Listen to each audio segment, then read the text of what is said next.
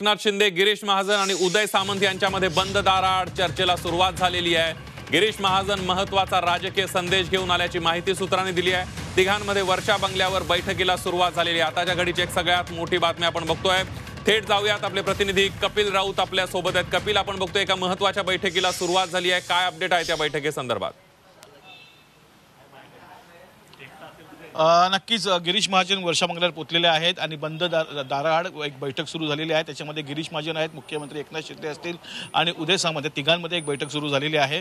खरं तर गिरीश महाजन हा एक महत्त्वाचा राजकीय मेसेज देवेंद्र फडणवीस यांच्याकडून घेऊन आले अशी सूत्रांची माहिती हाती आलेली आहे।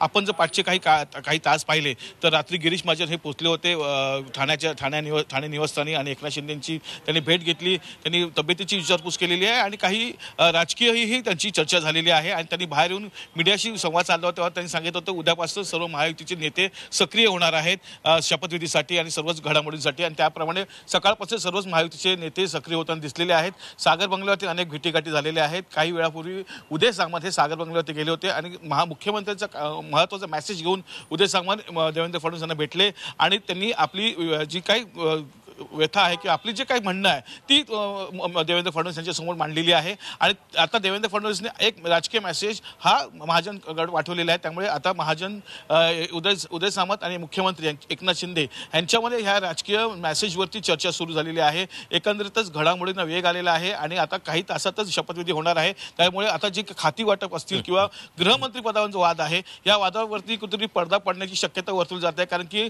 संकट मोचक म्हणून समजलं जातं गिरीश महाजन यांना कोणता तरी उपाय घेऊनच ते आले असतील, कोणता तरी मधला मार्गच घेऊन आले असतील ते, असं बोललं जातंय, अशी सूत्रांची माहिती समोर येते। त्यामुळे आता ह्या बैठकीतून काय निघते, या बैठकीतून काही तोडगा निघतोय का, काही पेच प्रसंग सुटतायत का, याकडे सर्वांचं लक्ष लागलेलं आहे। परंतु सध्या तरी ही हाय व्होल्टेज राजकीय अशी बैठक सुरू झालेली आहे।